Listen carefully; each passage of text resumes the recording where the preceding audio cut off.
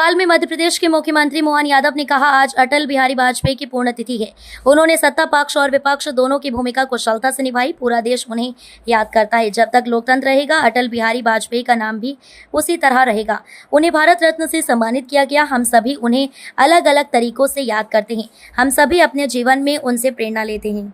से हमने कोशिश की है कि यहाँ से जब हम निकलेंगे तो यहाँ से अटल बिहारी वाजपेयी जी की भी पुण्यतिथि और अटल बिहारी वाजपेयी जी हमारे विचार परिवार की दृष्टि से पहले शुद्ध विपक्ष के वो हमारे प्रधानमंत्री देश के लोकतंत्र को गौरवान्वित करने के बने और विपक्ष के दल के बाद जब पक्ष के दल के होते हैं तो उनने स्वच्छता के साथ दोनों रोल दुनिया के सामने रखे हैं।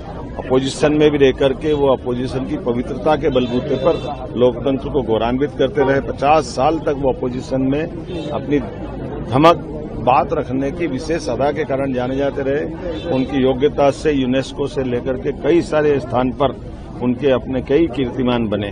विदेश नीति कई सारे मामलों में अटल जी ने अपना जीवन जिया, लेकिन लोकतंत्र के लिए 19 महीने वो जेल भी रहे।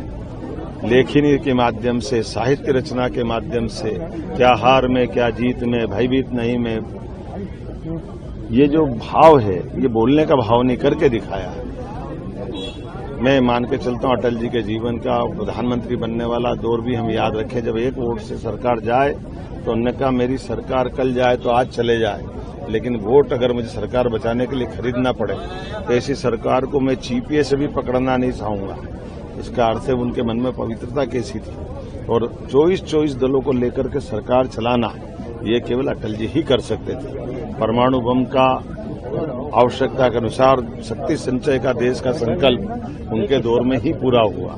ऐसे प्रधानमंत्री गांव सड़क की योजना और सौगात अगर किसी ने दी है तो अटल जी के माध्यम से मिली।